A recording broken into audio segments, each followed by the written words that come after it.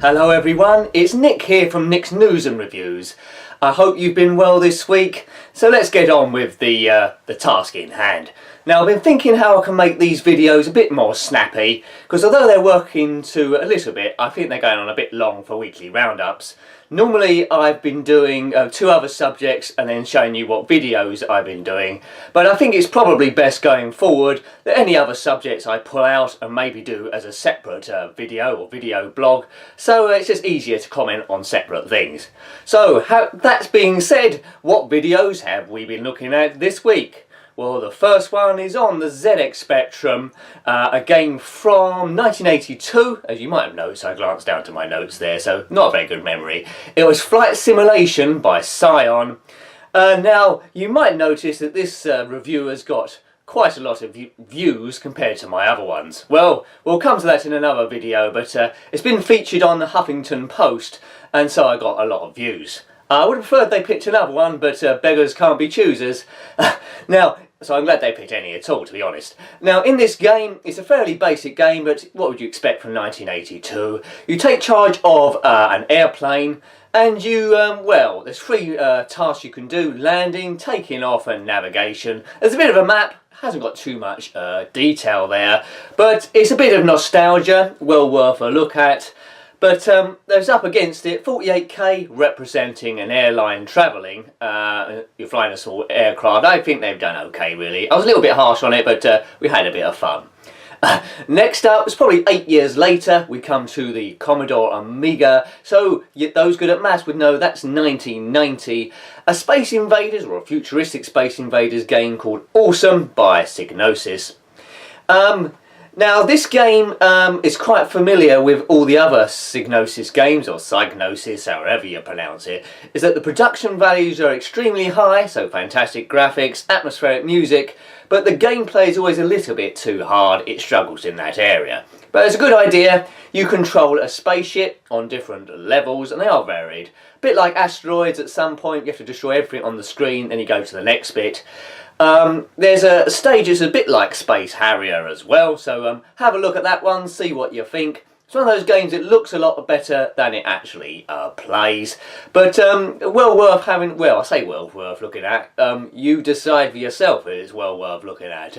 It wouldn't make my top 10 Amiga games, but it's not a dog by any means.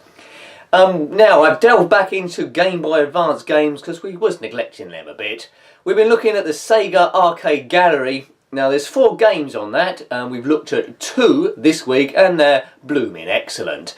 It came out in 2003, we'll concentrate on the first one. It's Outrun. Now, those following the channel will know I've looked at the various incarnations of that game, both on the ZX Spectrum, and indeed the Commodore Amiga. And although the later ones, Outrun Europa, was okay on the Amiga, the other ones aren't really up to much, so I didn't know what I'd find, but I'm pleasantly surprised. This one on the Game Boy Advance, bear in mind I haven't played any on the Sega, but this on the Game Boy Advance was the best one I've ever played. You control a Ferrari Testarossa.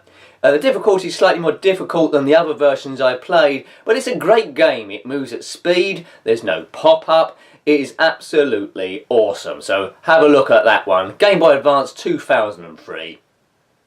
Now there's 2 other games on here that I haven't done yet, Afterburner and Space Harrier, which we'll have a look at next week or the week after. But the second game I had a look at on this cartridge, can't believe you got 4 games on that, was Super Hang-On. And pretty much what I said about Outrun is the same for Super Hang-On. Great graphics, great speed, fantastic 80s music there, a selection of 4 tracks. I seem to be better on this version than the Amiga. The controls are slightly better, oddly to say. Why should a handheld controls be better than an actual full computer? But this did come out in 2003, a bit later than the Amiga version, but this game's great fun. You keep going back to it, and it's probably my favourite of the 4 games I played on there, but it's up against... The others are up against stiff competition because all 4 games are brilliant. I think I mentioned in the video I would have bought any of these individually. So, you know, if you've got a Game Boy Advance still and you see a copy of this, it's well worth a buy. Great compilation of 4 games, and the other indeed will come to. And the last game, number 5, we looked at Occasionally we're going through these. It's Zen Pinball 2, showed you another table there, released in 2012. It was Plants vs Zombies. Now this is not my favourite table of Zen Pinball, but it's not without its charm. Based on, well, the actual computer game called Plants vs Zombies. Why am I thinking about that? It's the same bloody name. I'm slowly forgetting how to talk here, but not a bad game. I prefer other Zen Pinball 2 tables.